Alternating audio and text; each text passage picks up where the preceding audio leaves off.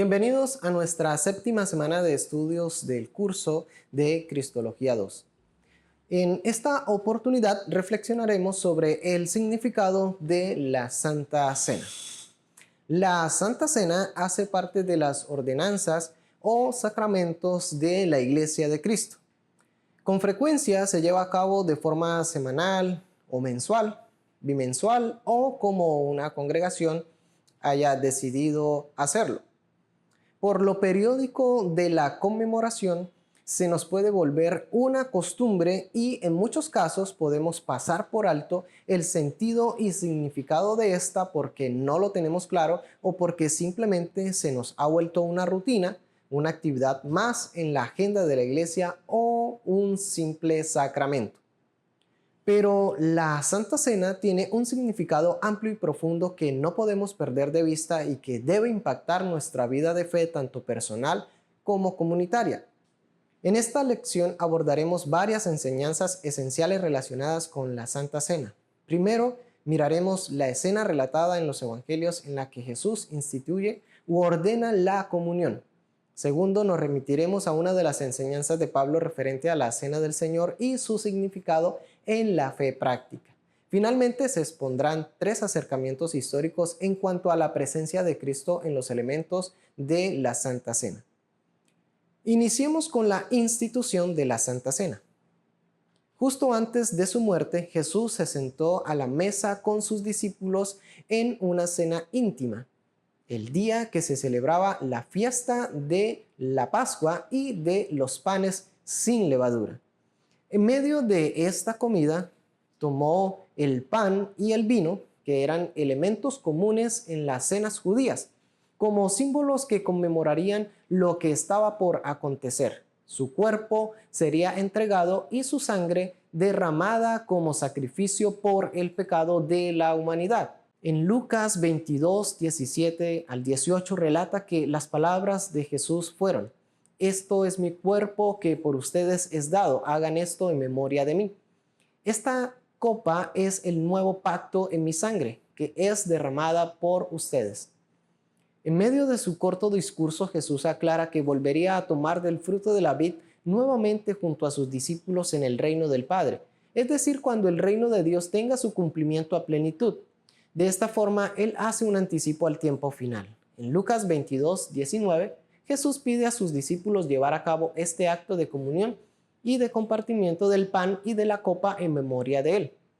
Es una invitación a recordar su sacrificio por nuestros pecados. Esto no fue raro para un grupo de discípulos que por sus raíces judías eran invitados siempre a recordar. Mucho de esto lo vemos en el Antiguo Testamento. Por ejemplo, cuando fueron librados de la esclavitud, cuando pasaron sin peligro el Mar Rojo, al ser sostenidos en el desierto, o al ser introducidos en la tierra prometida, o al ser devueltos a su tierra después del exilio.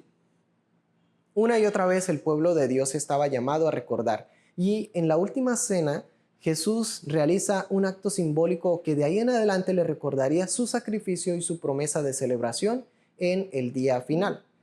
Es por la sangre derramada por el Cordero Pascual que somos salvos, perdonados y protegidos del juicio condenatorio en el día final.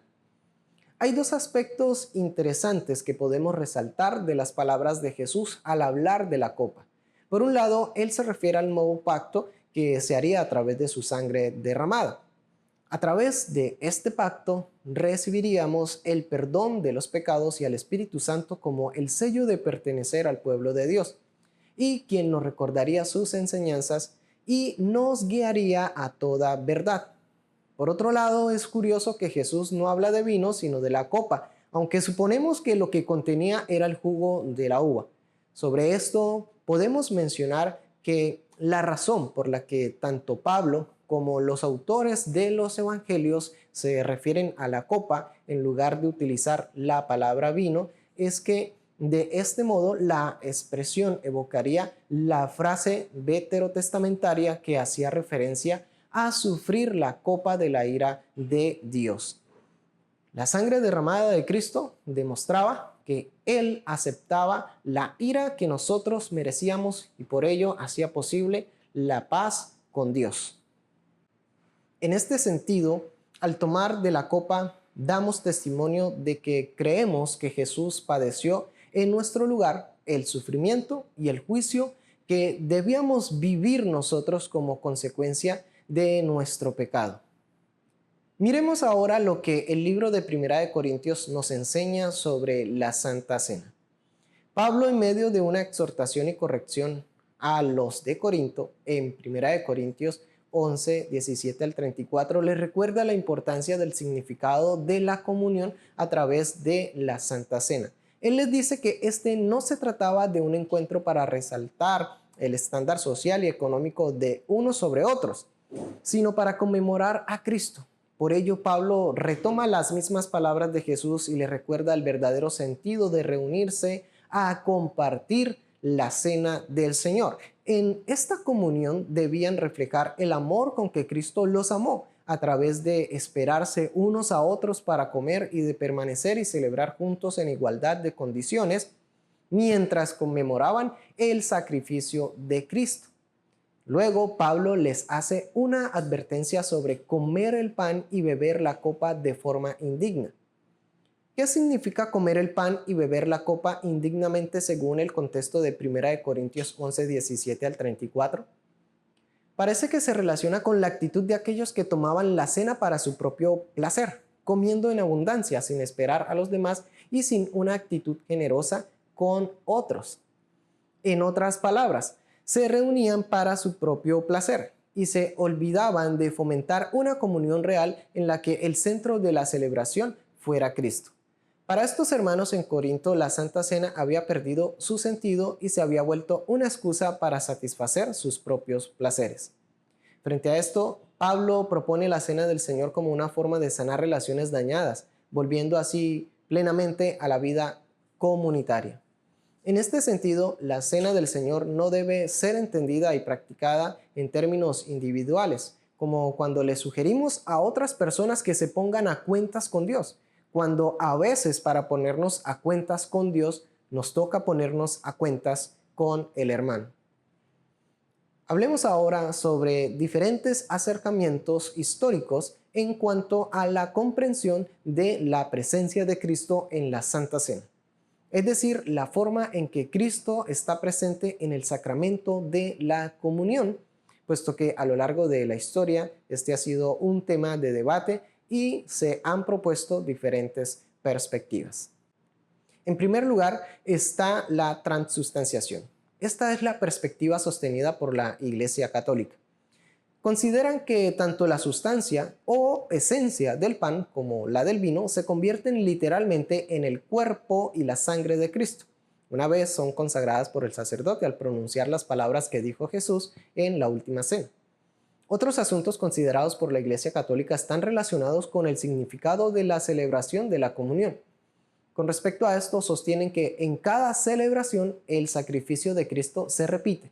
Además, mantienen que de la copa solo puede beber el sacerdote, puesto que se trata de la misma sangre de Cristo y al darla a los feligreses se corre el riesgo de que se derrame y de esta forma sea profanado. En segundo lugar, tenemos la consustanciación. Esta es la perspectiva luterana. Esta perspectiva es contraria a la católica. Considera que la esencia o sustancia de los elementos de la cena no cambia, pero la presencia de Cristo está en, con y debajo de estos. Es decir, el cuerpo y la sangre de Cristo estaban contenidos en los elementos de la comunión. Para explicarlo mejor, se ha sugerido el siguiente ejemplo. El cuerpo de Cristo está presente en el pan como el agua está presente en una esponja. El agua no es la esponja, pero está presente en, con y bajo una esponja. Y está presente donde quiera que esté presente la esponja. Y en tercer lugar, tenemos el acercamiento que sostiene la presencia simbólica y espiritual de Cristo. Este es el acercamiento de Juan Calvino y otros reformadores. Sustenta que la Santa Cena es una conmemoración y un recordatorio de Jesús en su muerte. Por lo tanto, los elementos de esta son un símbolo de su cuerpo y de su sangre, y señalan la presencia espiritual y real de Cristo en medio de la comunión. Este último acercamiento es el que nos identifica como Iglesia protestante. Para concluir, podemos preguntarnos entonces, ¿qué conmemoramos y de qué damos testimonio en la Santa Cena? Que Jesús es el Cordero Pascual que entregó su cuerpo y derramó su sangre para el perdón de nuestros pecados, que somos partícipes de las bendiciones de la muerte de Cristo, que necesitamos constantemente de ese sacrificio y de la comunión íntima con Cristo, así como del alimento espiritual simbolizado en el pan y en el vino.